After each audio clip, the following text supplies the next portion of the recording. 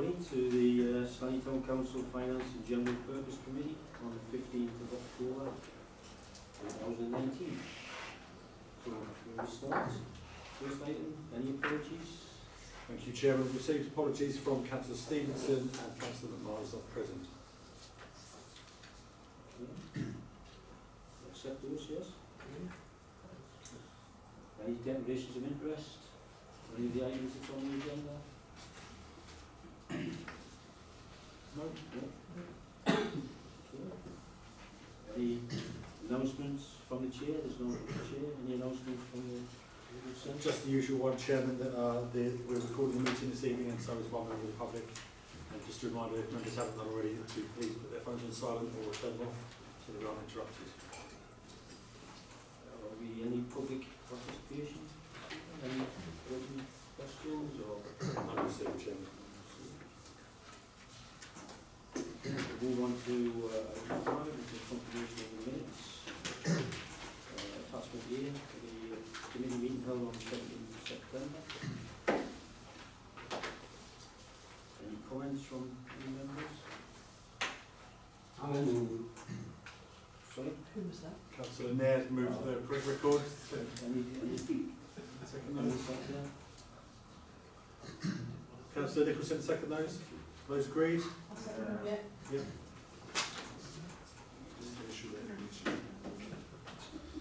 Just sort of came all from there. Obviously, sort of put the door, it's to bed, the door.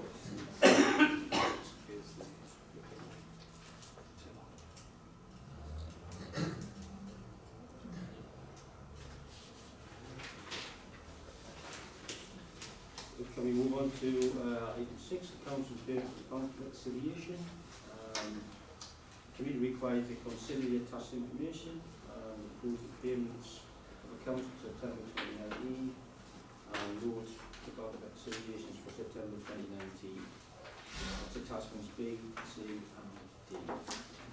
Any comments or observations regarding the schedule of payments?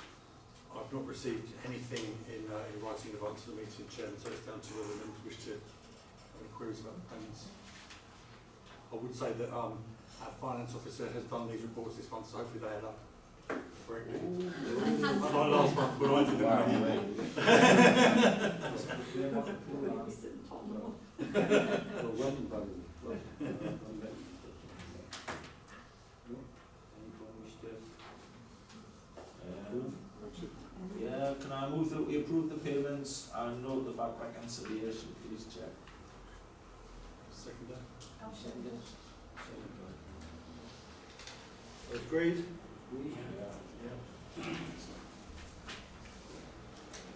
Move on to item 7, which is working groups.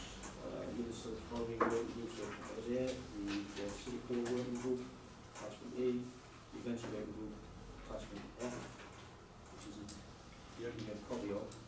And there wasn't a policy working group in October, so we need to receive the minutes, note any decisions made, consider the recommendations and decide if there are further actions taken. So do we take them? Right, okay. Yes, firstly, Chair, apologies for not circulating minutes for the events working group. They'll have to follow on. The recommendations from that working group are produced on the agenda. In relation to the Civic Hall working group, the Civic Hall working group meeting took place in 2 parts because there was quite a lot of business to be discussed. See if the members of the working group wish to inform members specifically about the discussion there. Recommendations which came from that group, which require consideration by the committee. Obviously, all members would have had circulated the plans which were produced in response to the brief which the council approved previously. So that brief was agreed in July, I believe, before the recess. The architect went away and came up with some initial ideas about how to meet that brief, which were considered by the group. And you can see the recommendation in respect to that is listed in item 7, Roman numerals 1, to appoint a quantity surveyor to provide a detailed costing of what it would cost to deliver that scheme. The second item, again, members will have had circulated in advance of the meeting of the papers, the proposal in respect of a pantomime. was, the second recommendation was that we should make a provision in the budget in order to stage a pantomime in 2020. So that's in next year's budget for next year, not this year. As I have alluded to on the agenda, if members wish to discuss these schemes in detail, because obviously we're dealing with commercial sensitivity, it may be necessary to deal with it in a closed session, Part B. So I've put them here on the main agenda in open session. It's dependent on where members want to go with the discussion, and we might have to deal with part of it now and part of it in a closed session. So unless We'll definitely leave the Part B, Chair, so, do we want to talk about number one, and, we'll just, could we move number two to Part B and link that with items number 8.1, which is attachment G and H. We'll just do that at the end, that would be, that would work out the best, I think. okay, Is that so okay? Councillor Davidson is moving that we move item 7.2, which is the pantomime on this item, and item 8.1, which is the draft budget, to Part B for discussion. Is there a seconder for that? Councillor Timby, is everyone happy with that proposal? Yeah? Okay, in which case the next item is, well, we're still on 7.1, President, which is the quantity surveyor. Yeah, but comment on that one, I keep wanting to stand up, I'm not very good at not standing up, and then I keep forgetting to stand up. Right, so we've got the quantity survey here to look at the building, but from, well, it's the similar thing going back to the budget paper that you've provided us with, that it's probably going to be too much of an ask to find the type of money that the quantity surveyor is going to say we need for the building right now. So my proposal is that the Civic Hall Working Group and the staff should concentrate on doing the things that we've already talked about, which are getting the quotations for the rooms, which we've already had, to do the decorating and do the improvements.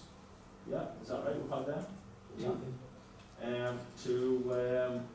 To make the community meeting room downstairs rather than a white room with black splodgers all over the walls and things.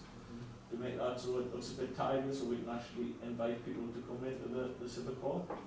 And thirdly, to urgently have a look at the toilets, because we've been talking about doing something with the toilets, well, at least since May 2017 when I got here, and they're in the same state, if not worse, because they're 2.5 years old. So looking to try to prioritise those things to get those moving really for now, and then if we need well, obviously we do need to do major work with the Civic Hall to make it fit for purpose down the line, but I think for now that's enough for people to be going on with, or we're never going to get these really important things done, because we're going to be looking too far into the future. Does that sound like what makes sense for it? That was my comment. Any comments? Agree with Mark, especially when we need to prioritise the toilets as a matter of urgency, and to get the necessary quotes in. As soon as them quotes come in, get the work done, because they are in drastic need of refurbishment. And I'm not asking for gold plated or gold chains or anything, but just make them fit for purpose and So are you seconding Councillor Davis' motion? Councillor. So just so I'm clear, the motion on the table is that we don't appoint a quantity surveyor, but we prioritise the work that's already been agreed and the toilets.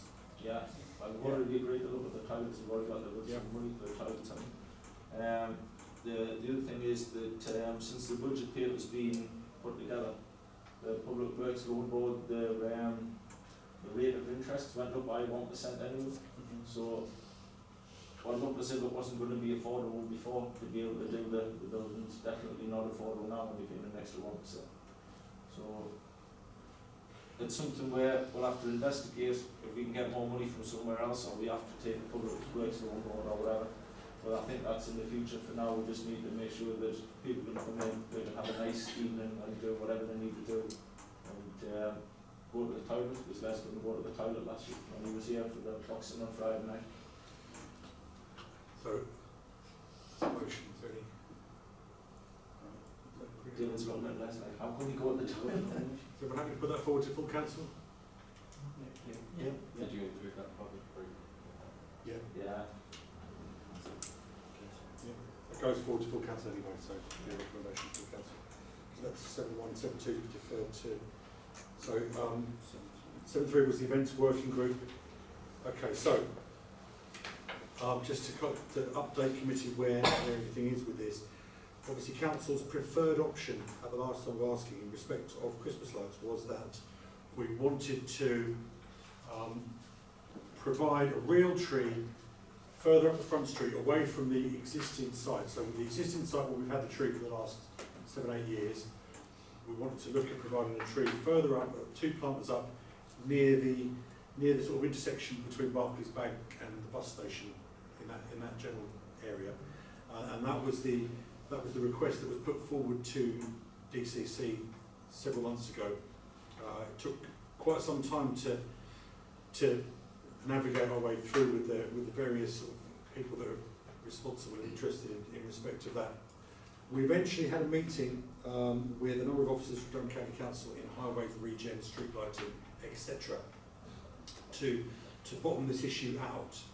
And you know, what it came down to was that the highways department, because of the way the highways legislation works, could not refuse to let us put in infrastructure to move the tree further up the street, because they have to deal with any legitimate requests to open up the highway.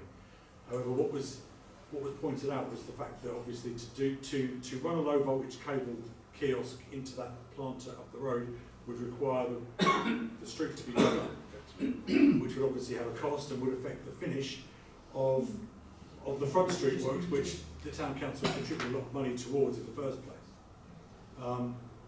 So the other thing was that when we put in the lighting schemes last year, so just to refresh members' memories, that's the tree near the roundabout by Aldi's Asda's there, the big one. Then we've got there was one sort of outside the old board school, between board school and shoe fair. Then there's one by St Joseph's School, big one near sort of back of Pact House, where the Carbon Homes building is, and then there was another one by the Royal further down. Those were the 4 schemes we put in last year. They were provided on the basis that we had to regularise them by putting in low voltage underground cabling with a key that run from a little green box like the Christmas tree was this year. That was because the DCC had changed their policies on catenary fed lighting schemes. So it's okay to put a tree wrap or an icon on a lamppost, but it's not okay to run a continuing cable from a lamppost to a tree under the new policy that DCC adopted a couple of years ago. So last year, the lights that we installed were on the understanding that we would need to change that to an underground supply for this year. So it's in hand that we're going to change the one at Thorneyholme Terrace to an underground supply, the one at Aldi's to an underground supply, and the one at Royal to an underground supply. Where the sticking point came was the one which was one planter down from near the board school, because it was the same situation. It would involve digging up the new surface in Front Street. And again, I always said that they couldn't refuse to let it happen, but it was kind of not something that was desirable for them to do. So the proposal that we came up with, pragmatically, from them and then discussed at the events working group, was that it doesn't appear to be feasible to provide the tree where we wanted to provide the tree up by Barclays Coffee Station, for the simple reason that to do so we'd need to dig up a large stretch of the Front Street, which would obviously have a negative impact on the way that surface looks. So the recommendation was, well, we'll provide a real tree, as was planned, to replace the white tree at the location where the tree has been provided in the past. So instead of putting the white tree on, we'll put a real tree on, dressed at that location. The second part of the proposal was that rather than dig up the street, because because the lights by the board school are 2 partners down from the actual tree site, and they were quite sparse. If you examine the trees down there, they were quite sparse anyway. We thought it would be prudent to just, rather than dig up the road there and put another kiosk in at quite a lot of money, to just take the lights off those trees and add them to the display further down outside the Thorny Home, St Joseph's, because they're big. There's a big stand of trees there that will take more lights and look quite impressive. So the proposal from the events working group, which I've just summed up much longer than I did in the sentence on the agenda, is to provide a real tree at the existing site where the white tree has been, relocate the lights from the partner by the board school to add to the display by Thornham Terrace, and then provide no further lights this year, just get those schemes regularised. And then, given the difficulties that we've had, because members will recall, right back at the start of this year, in fact, when my colleague, the Deputy Town Clerk, first started at the end of January, the first task we gave him was to review the lighting schemes for this year. And I think we put forward, close to 30 locations around the parish that we thought would be suitable.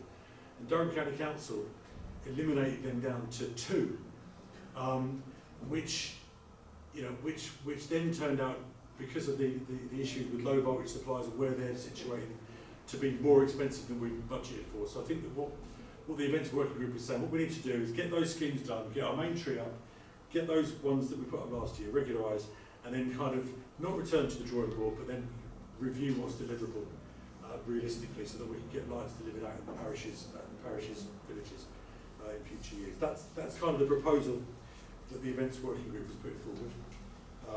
It's item 7.3 on the agenda.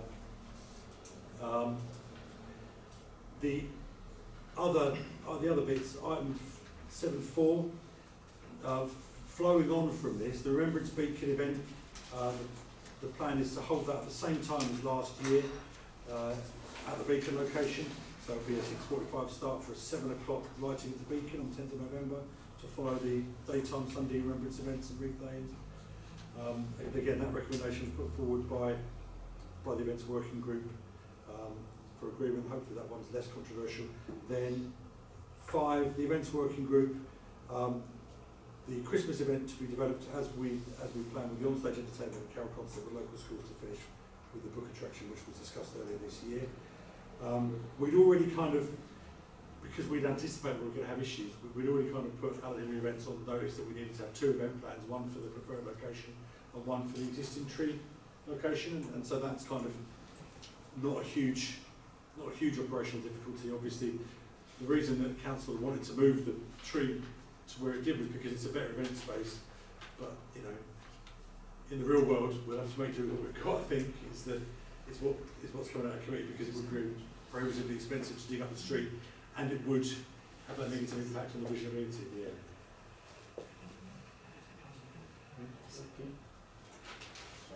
So, anyone, any comments to make on any of those recommendations? No. Nicholas is going to comment. Comment again on the events working group. I think I'll start off with number 5 at the bottom, and then work up if that's all right. So number 5, the Christmas event. The Christmas event's exactly the same as we already envisaged it would be back in May, June, whenever we decided we were going to go with the option that we went with. This, I think, came around everybody here, didn't it? Where we had the thing firing out and that. It's just going to be in a slightly different location, which the location's not as good, but it'll still be a good service. Remembrance Beacon event. That worked well last year. We had a good turnout, so hopefully we'll have the same again this year. We can get our advertising right and things like that. That was pretty good. The number 3, the Christmas lights and the Christmas tree. I think we're all disappointed that we can't do what we thought we would do, because that event space was a far better event space than the one that we're stuck with. But with regards to the Christmas tree, we didn't really have any choice, because by the time we dug up all that road, it would have been, 1, it would have been too late for this year, 2, it would have cost a fortune, and 3, it would have looked a bit dodgy, because the tarmac things wouldn't have been the same colour that it is now. So no, that was really no choice when we when we were told we couldn't do that. And then the Christmas light thing, that's the most frustrating thing of all, because Alan Tubman's been here for 9 months. He's smiling over there. But he's been here for 9 months trying to get Christmas lights in our villages. And he just keeps getting told no, no, no, no. And they keep saying, what about putting it here? No. What about putting it there? No. There was only 2 options that were able to do, weren't there? So the first list we put there was 2, we put another list up and we've got nothing positive happening at all yet. So And even the 2 that we did get, it was something like 13,000 to do one of them and 14,500 to do the other one, just to put the cables in. So we need, Alan's looking at some different options, which is not on here, but looking at different things we can attach to lamp posts and perhaps something similar to what was on before, but a bit brighter and a bit slightly different. So unfortunately, I need to move all 3 of these things.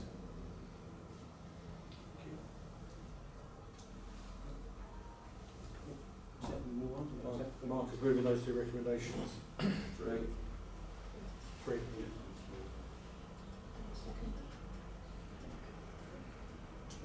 Everyone happy to accept those recommendations? Any comment? I would just like to thank Alan for the hard work and frustration. He's probably had 9 months, he probably didn't expect it. And he came in the job and that became DCC is The man who It's a cuts hard the work. Christmas. so yeah, we appreciate the hard work and probably you were as frustrated as what we are with the knockback that you've had. yeah, thanks very much. It doesn't look after now, I've got an email on it. Doesn't even have me for that trying. We'll just try it. Okay. Move on to item E2. Budget amendment. Members, we've seen the Appendix 1, which was circulated, which had tabled a short report which to accompany that.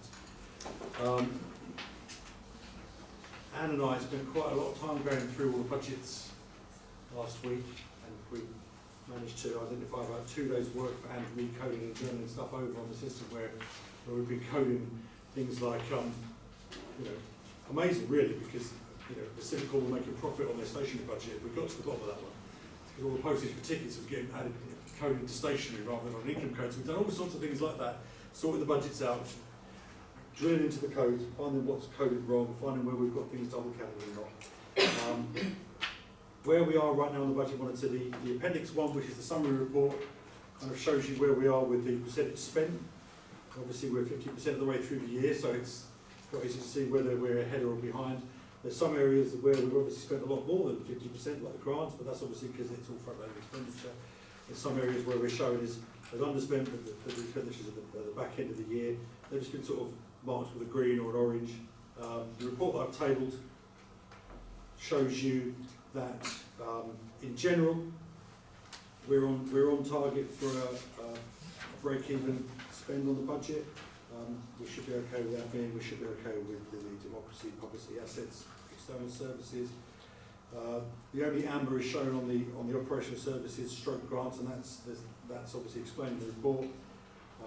The warden service is charged quarterly, and since the beginning of the year, the staffing costs for the wardens, the wardens have an internal in DCC, their evaluation of their jobs has gone through, so that the cost of that service has kind of increased a bit through the year. So we're still in discussion with DCC on what that's going to look like, and so the estimates that we're providing are just kind of guesses, as they always will be at this time of the year. We have got some small overspends in events on the year to date because we had to put a bit more into armed forces. We went slightly over on the minus Sunday, very slightly, a couple £100. Although Alan Hill events are aware of that, and we're kind of, we're going to hopefully bring that in by the end of the year. And in the Civic Hall, we've got the position where it looks like we're not on target to achieve the income, but we're also not on target to achieve the expenditure that's forecast, and that's due to the fact that the hall's been quieter in terms of events and stuff. Now, we're about to enter the busier period of the year anyway with more events on, but that is reflected in the fact that obviously we've had a lot of work being put into making the building more marketable for the future. So when we get the refurbishment done and we were able to get the brochures out on the website up and we're able to get onto selling the place, hopefully we can reverse that trend and increase the sales. Because actually, if you look at the figures that we're projecting for the City Hall and you look at what we put in the draft budget for next year, we'll discuss that separately, actually the sales don't need to move a million miles in the positive direction to start bringing the building into sort of the sustainable area that we want it to be in. So basically what I've put in there in my conclusion is that it shows the expenditure and a projected outturn position based on the year-to-date expenditure. And you can see that we're projecting a small overspend at this stage of the year. However, when you do this is the first sort of detailed budget monitor of the year, it's right to flag up budget pressures at this stage because we know that we're looking at maybe a 1% budget pressure. We've got 6 months to then bring that in to a balanced position for the year end. So, as I've said in my report, this isn't a cause for immediate concern. This is something which is being highlighted now, which we can deal with over the course of the remainder of the year. So my recommendation on budget monitoring is to accept the report, and obviously any recommendations that the committee wishes to make or questions they wish to ask. Any recommendations? Any questions? Mark? Thanks, Chair. Firstly, Joe McMahon says that I was supposed to put his apologies in, which I forgot about. That's on the weekend, he said he couldn't come, so can you put Joe's apologies in, please? I just asked him where, sent him a message The asking where he committee was. having to retrospectively accept Yeah. Councillor McMahon's apology. I told you on Saturday that I couldn't, I've got it down, whatever. So, sorry about that. Just a query about the warden service, really. We've got, the cost has increased since the financial year began. Well, Do you we see, not have a, we have an SLA. You might ask me, see, we've not got a thing that says, We have. you will tell us in advance if the price is going Well, up. this is why, this is Councillor Davis, and this is why I said I'm projecting an overspend at this point in time. I'm being diplomatic. I'm in discussion I'm in discussion with our relevant counterpart officers at Durham County Council. I have pointed out that we were to be notified in the SLA of changes in advance budget setting, Yeah. and I pointed out that we weren't. And I'm in, like I say, I'm in discussion with them at the moment, so I'm hoping that I'll report a different position in future. Why didn't you just say that instead of... I'd be diplomat. That's okay. That's all I want, that's just... It's just a comment, obviously we've talked about the toilets and we've talked about the supporting. Can we be mindful obviously that concert is going to close for some refurb, so we might pick up some work and you know, let's not do our bit when they're doing their bits of fun, Yeah. you know. Yeah, because it's going to be closed for 20 weeks. It's a long, I think there'll be more. That's what the plan is. We need to find out when that is so we can try and There is a date, it's It'll be after just New- after the panel. I was going to say it's going to be after New Year. Just because after the the Pandora. Pandora run. I've seen the date somewhere, I'll have a look. So it's more than one is that they're prioritised the toilets, isn't it? So they're pretty full for it. We just might pick up some. Yeah, Yeah. hopefully. Excellent. That's the recommendation. recommendation is to note the report. Accept the report. Accept the report. Yeah. I think we're all happy to accept the report.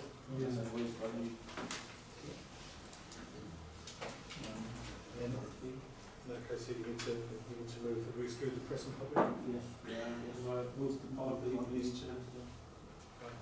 Councillor Davidson, you're moving to exclude the press and public. The reason for that being, Commercial sensitivity. thank you. Press and public, What was that now? you've been excluded.